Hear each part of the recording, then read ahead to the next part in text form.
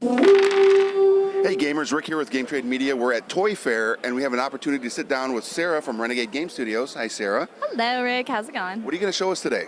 I want to show you Lucidity, Okay. Six-Sided Nightmares. So this is a dice game where you are pressing your luck to try and get 15 power from your dreams. But if you push your luck too far, you can become a nightmare and end up attacking the other players instead. But you can still win. I still like that. I like the idea of being able to attack my friends. And you know, honestly, if you want to, you can even push it so you become a nightmare faster. Really? And then you really mess with people. Yes. So show us how it's done. All right, we'll see if this will bring out your true colors. It will. So in this game, you are going to choose how many dice you want to roll at the beginning of your turn. I could choose all of them or three of them? You have some options. You've got 3 different options. So on your card, you're going to choose one of these 3 tracks. So if you want to start without rolling a whole lot of dice, you're going to start on this track. You're going to draw 3 dice from this lovely bag. Draw these 3. All right. And 3. you pick 2 of them to throw back. Because as we go into the game a little bit farther, you're going to be deciding sort of maybe you want to roll a lot of dice, maybe not very many. So if you draw 3, you're going to always put 2 back. But let's say instead that you drew 5 dice. All right. And you put 2 of those back, and then you go ahead and roll the rest. Okay. So I am going to roll. And you rolled a few different things. That's great. So anytime you roll a 1 or a 2, that's power. Because the goal of the game is you really want to have 15 power to win the game. Okay. And that track is down here. You're going to add those dice to your card in the power track. But there's a bunch of other types of things you can roll. He got lucky and rolled 2 power. But he also rolled an exhaust. It's a rough night of sleep for Rick.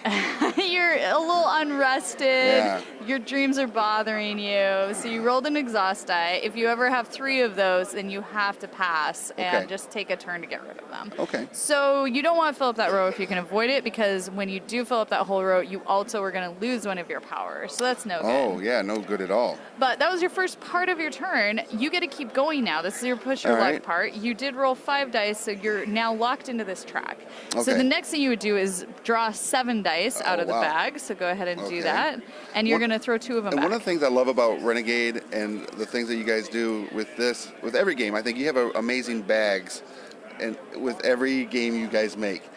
I do really like having a good dice bag. I think it adds to the game quite a bit. So and you need it. 2 dice also remove? Take 2 of those, and I would probably take 2 of those blue ones. I'll tell you why later, but you don't want to roll that many blue dice. That's dangerous. All right, so you've got 5 dice left. You're going to roll those, and we'll see what happens.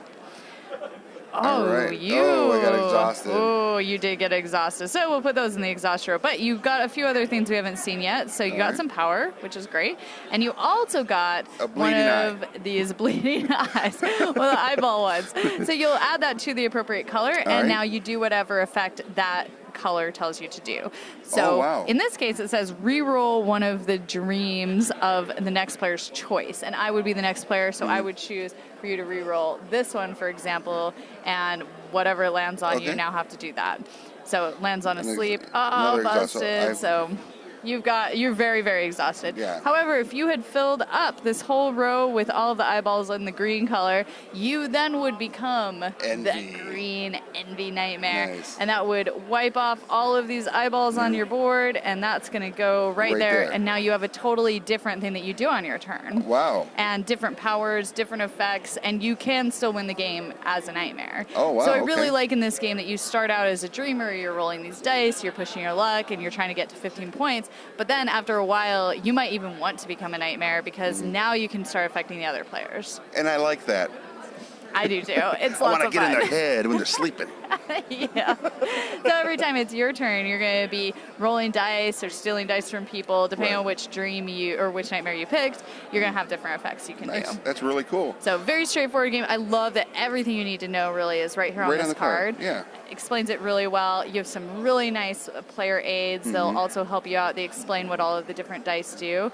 This even tells you on each one of the dice, these are the 6 different sides. So the red dice, for example, are really actually pretty dangerous, but they have a 2 power, and that's the only way that you could get 2 at one time.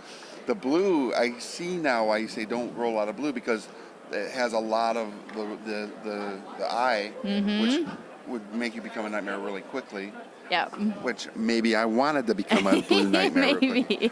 I maybe took that away from you. But also on the other side of the reference card, it gives you all the steps that you can take, and the nightmare turn, which is different, which is kind of cool. And another thing is the artwork.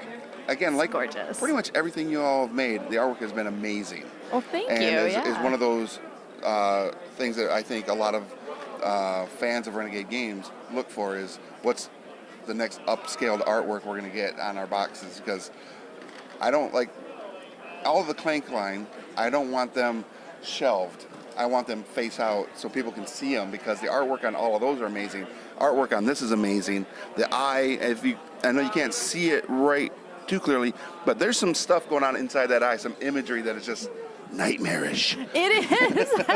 I think the art in this is just fabulous. Yeah. So the designer, Shannon Kelly, found the artist, did all that background work, actually ran this as a Kickstarter, and we saw it and fell in love with it like you did. So we're always looking for the next really awesome thing, and this is just the whole package. There's nothing we wanted to change in this when we found it, because it's just excellent as is. So we're really happy to be working on such a great project. And when will this be available to the retail market? It's coming out in April, so not too long. The scariest month, in case you didn't know. I mean, there's a lot of April Fool's jokes going on. That's kind of scary.